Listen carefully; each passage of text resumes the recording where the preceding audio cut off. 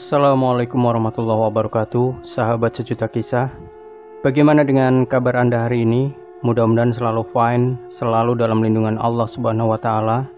Senang sekali kami bisa kembali hadir menjumpai Anda. Seperti biasa, kami akan menyuguhkan cerita-cerita misteri yang menarik untuk Anda simak. Kesempatan kali ini, kami akan berbagi sebuah kisah nyata misteri yang berjudul Bruk Cipung, Gerbang Taman Sari Dijaga Demi Wanita. Bruk atau jembatan Cipung ukuran panjang dan luasnya tak seberapa.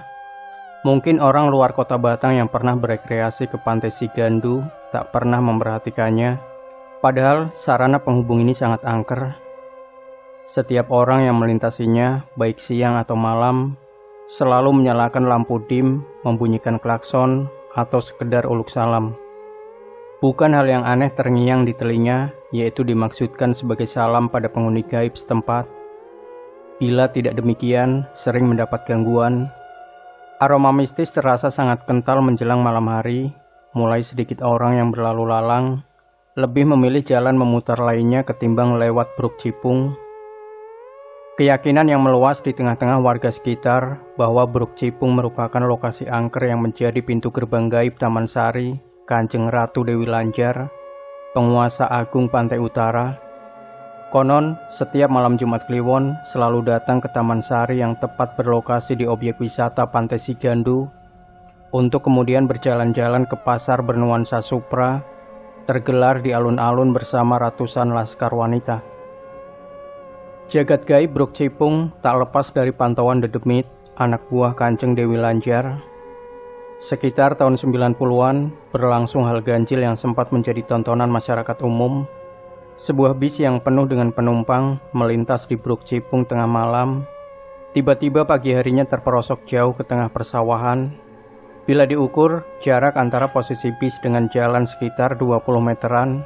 Masih tetap berdiri seperti parkir saja. Mesin tak dapat dinyalakan selama itu. Tapi yang masih disyukuri tak ada korban. Untuk menarik bis dari tempatnya, ternyata tak segampang bayangan kita. Dengan alat khusus penarik, tetapi tetap tak goyah sedikit pun. Rantai serta tambang malahan putus beberapa kali. Pemilik bis yang turut hadir menyaksikan keanehan tersebut, meminta bantuan paranormal. 1-2 ahli supranaturalis didatangkan, tetapi tak membuahkan hasil. Hampir 2 hari 2 malam, bis mangkrak di tempat.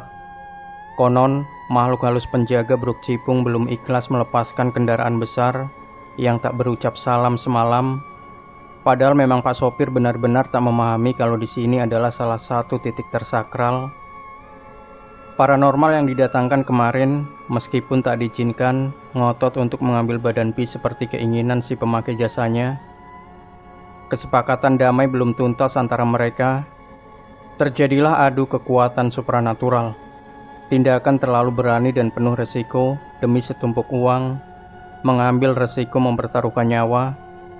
Ritual digelar di lokasi Bruk Cipung dengan aneka ubur rampel lengkap. Si dukun dari luar daerah tersebut membaca mantra sakti. Senja bercuaca cerah, sontak berubah seiring awan hitam menyelimuti bumi. Gerimis dan gelegar, serta kilat petir menggema mengerikan. Tubuh orang sakti tersebut bergetar kuat, dan tak berapa lama terlempar sejauh 4 meter. Batuk-batuk parah serta muntah darah segar tampak tersisa di sudut bibirnya yang menghitam, pertanda terluka dalam. Nafas tersengal-sengal dan akhirnya pingsan. Rombongan yang berada tepat di barisan belakang langsung memberikan pertolongan, memberikan nafas buatan, juga mengalirkan tenaga dalam, menyalurkan hawa sejuk penyadaran.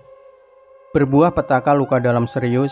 Setelah sadar, ketua dari rombongan paranormal tersebut mengaku angkat tangan dan bergegas pulang.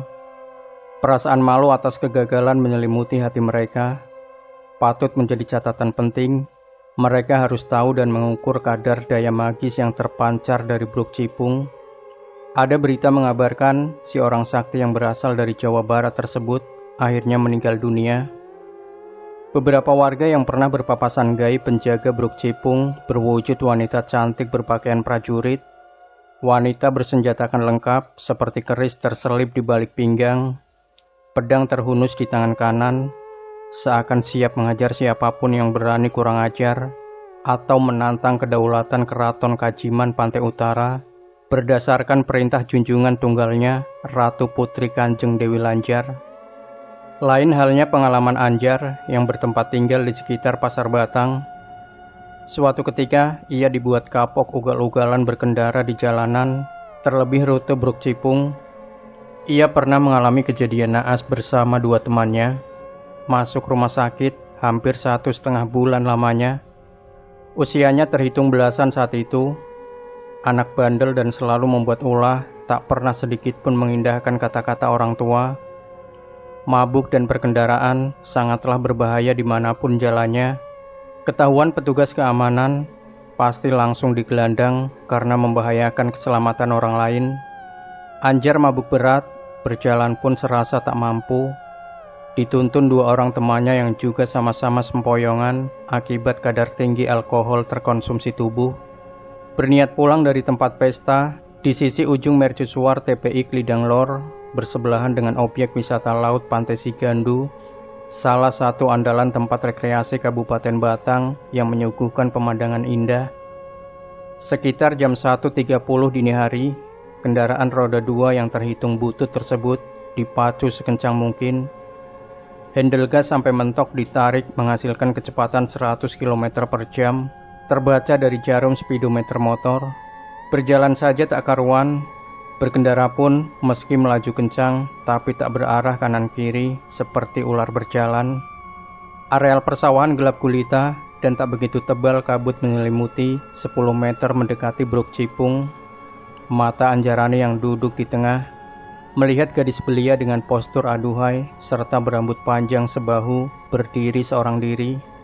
Dari hasil sorot lampu motor, samar-samar tergambar wajah ayu yang menyunggingkan senyum kecil bibirnya. Laju motor diperlambat, mereka dekati si cewek misterius tersebut mengajak berkenalan. Tak ada kata balik yang membalas godaan-godaan Anjar CS. Tiga lelaki semakin berani, tangan-tangan mulai nakal, main cubit karena gemesnya.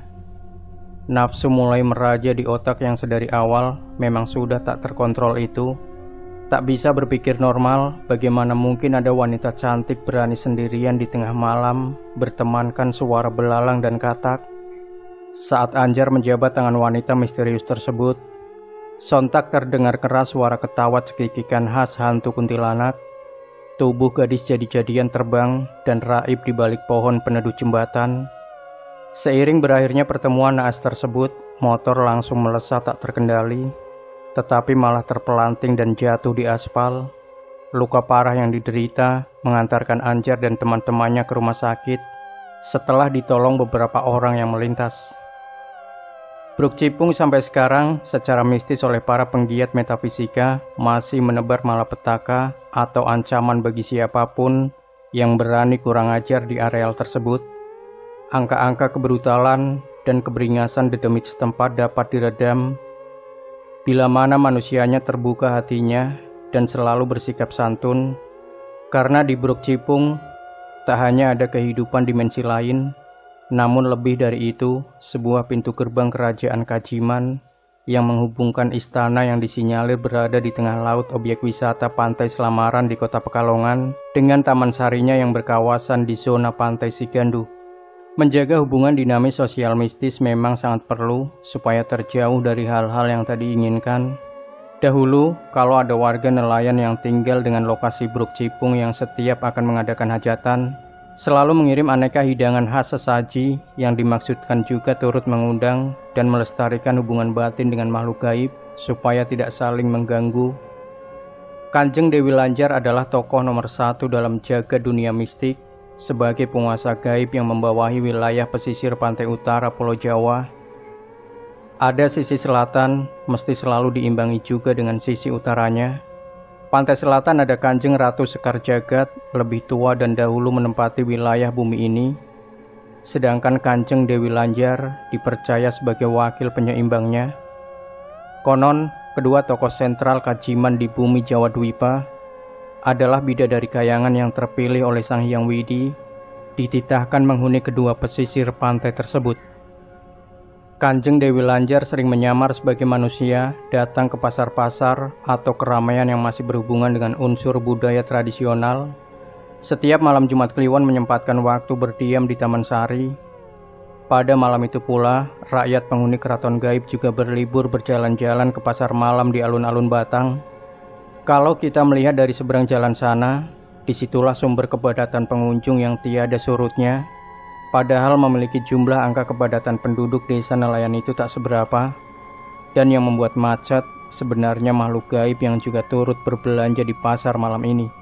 Cerita Andi, pedagang di pasar malam. Kepercayaan dari mereka yang membuka lapak di pasar malam itu, bila ada orang aneh terkesan misterius, misalnya pengemis, atau kakek nenek yang menawar barang selalu mereka kasih murah, bahkan terkadang pun ikhlas memberikan, karena mereka yakin kalau barang dagangannya terbeli oleh rakyat Dewi Lanjar, maka di kemudian hari bakal mujur, banyak rezeki, apa yang menjadi dagangannya pasti laku keras, serta habis tak sampai waktunya. Kereta kencana yang ditarik 8 ekor kuda pilihan berwarna kulit tubuh hitam sering terlihat melintas Bruk Cipung, melesat cepat bagaikan tak menyentuh tanah, hanya sekejap pandangan mata. Di dalam kereta itulah duduk Kanjeng Dewi Lanjar, dan ada yang mengabarkan juga saat itu menyebar uang receh serta beras kuning. Sangat beruntung orang menemukan benda tebaran langsung sang ratu. Semua yang mengiring wanita, baik kuda, kusir, prajurit, tak beda jauh dengan kondisi keraton di pantai selatan. Hamparan luas pantai Sigandu bila ditangkap radar mata ketiga berupa sebuah bangunan berciri khas kerajaan, penuh taman bunga serta hiasan-hiasan arca berukir, berdinding relief indah seperti yang tergores di dinding-dinding bebatuan candi. Terdapat juga tahta sang ratu untuk bersantai sambil menikmati aneka suguhan. Salah satu penekun olah rasa yang sering meditasi di bibir pantai, yaitu Edi Joko, mengaku pernah menyaksikan kejadian kehadiran Kanjeng Dewi Lanjar di Taman Sari. Waktu itu hanya membalas salamnya dengan melempar senyum indah. Dia tak berkenan untuk diajak dialog batin. Bersamaan lemparan selendang yang melekat di pinggangnya tersebut, indera keenamnya langsung meredup dan hilang. Saya juga menyadari siapa diri saya, sedangkan beliau seorang ratu. Kemampuan sangat jauh di bawah. Sosok gaib yang ramah dan tak mencerminkan unsur negatif, seperti yang diguncingkan orang, bahwa ratu merestui jalan menyimpang atau pesugihan. Tutur Edi Joko yang tidak setuju dengan pendapat Dewi Lanjar dianggap pemberi pesugihan. Edi pun mengaku pernah mendapat petuah dari Kanjeng Ratu yang berisi nilai-nilai kebajikan dalam menjalani kehidupan. Memang, terkadang pada malam Jumat Kliwon terlihat beberapa orang melakukan ritual di sekitar bibir pantai dengan hajat yang cepat terkabul. Percaya bila menepi di lokasi, bertemu sosok ayu Kanjeng Ratu menjadi firasat atau pertanda dari yang dihajatkan tersebut telah terkabul. Peziarah pencari jodoh umumnya terkabul setelah menepi di sini. Karena Taman Sari layaknya sebuah lahan berisikan ribuan kembang simbolik dari suatu pengasihan, maka di sini terbaca oleh banyak kalangan memancarkan aura pengasih. Sedangkan tikungan kecil yang masih berupa lahan luas tak jauh loket adalah tempat parkir kereta kencana dan kuda para pasukan elit Kanjeng Ratu. Di situ pula sering terdengar ringkikan kuda serta penampakan kuda tunggangan hilir mudik tanpa penumpang. Aktivitas kuda-kuda misterius ini kerap terjadi selain malam keramat, juga bila akan terjadi banjir, rob besar yang merendam hamparan Tambak Bandeng. Terlebih dulu memberikan pertanda sebagai wujud terjalinnya komunikasi batin yang selaras serta dinamis. Bintang-bintang piaraan Kanjeng Ratu yang hanya dipakai untuk menjemput beliau ketika berkunjung ke Taman Sari ini. Tak banyak yang tahu menau berapa jumlah kuda misterius di tempat itu. Hanya saja suaranya seperti dalam peternakan, terdengar ricuh membahana. Sebuah kandang besar berpagar dinding-dinding kuat dan juga dijaga beberapa pawang yang bertugas akan kesejahteraan binatang, alat transportasi era lama itu.